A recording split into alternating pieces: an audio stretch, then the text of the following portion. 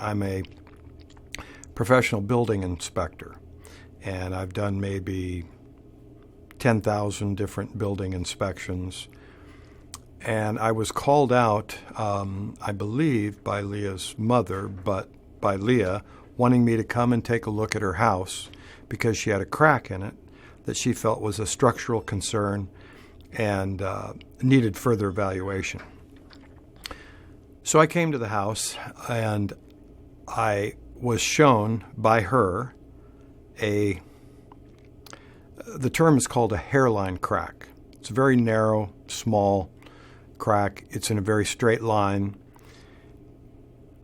They're always because of some slight movement.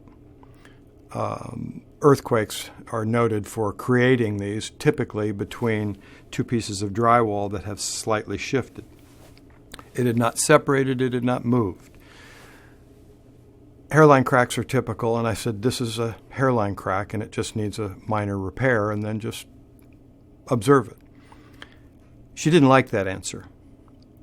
She said, no, that's a structural crack, which kind of took me back. It was a rather forceful communication and not a pleasant one. And I said, this is my profession.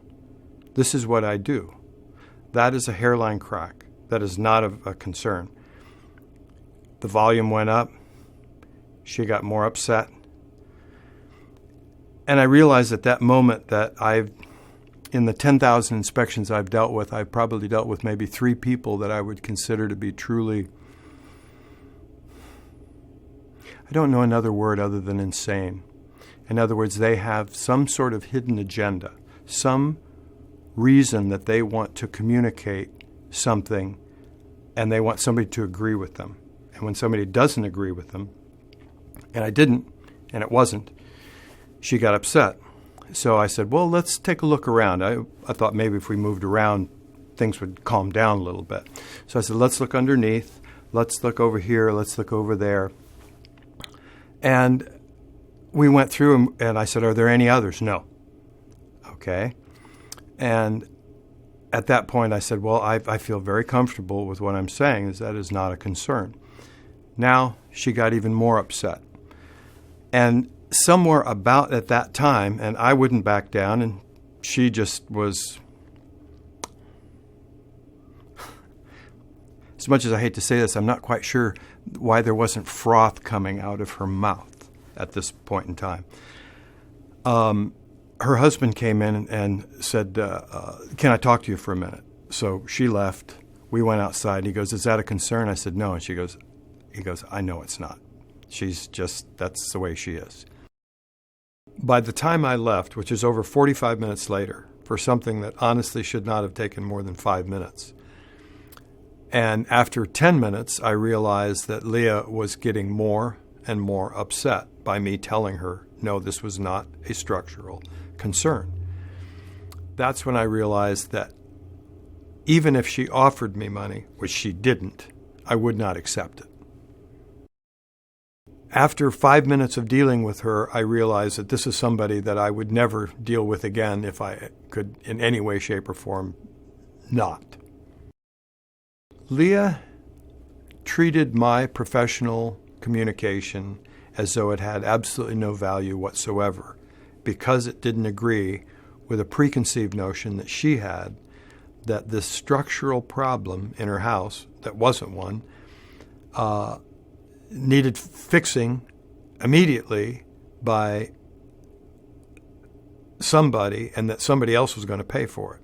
That basically I had no value to her whatsoever. She was done. So I'm glad that at this point, I'm glad that I only spent 45 minutes in her presence. I'm a certified earthquake inspector for buildings and have spent hundreds of hours studying structure and what is a problem and what isn't a problem, building homes and hotels. I know what I know, and I know what I don't know. And her trying to tell me what the truth is when I know it's something different by a person who this is not their field whatsoever. I am not the kind of person who just backs down and capitulates. I'm just not going to do that. So I told her my opinion. She didn't like it. Fair enough. I'd heard a few grumblings a little bit from my wife and somewhere else, and I'm honestly not sure where, that she was not the most pleasant person to deal with. When I walked out of the house, I went, okay, now I know. And I'm the kind of person that if I don't have something good to say, I don't say anything. And I've had people ask me about Leah, and until this moment, I basically say nothing. But I can't just sit and say nothing anymore. When I went home that evening after having dealt with Leah, one of the first things I brought up to my wife, Kathy, is I said, this is not a person that you need to keep dealing with. You need to not deal with her.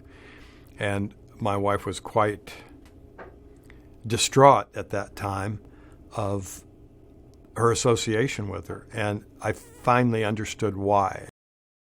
I wished I could have figured out a way to have my wife stop associating with Leah comfortably. She unfortunately had a bit of an arrangement with her. She was tutoring her daughter and also knew her mother, and so there was kind of a whole familial connection there that made it difficult. And she said that wasn't really possible, but it pained me greatly to see my wife not doing well, honestly. And I started realizing how a person like that can actually make somebody else ill, just physically ill. And my wife was getting physically ill. And I now feel very, I almost hate to use the word comfortable, but I feel certain that it, to a large degree, had to do with the dealing with her being associated with Leah Remini.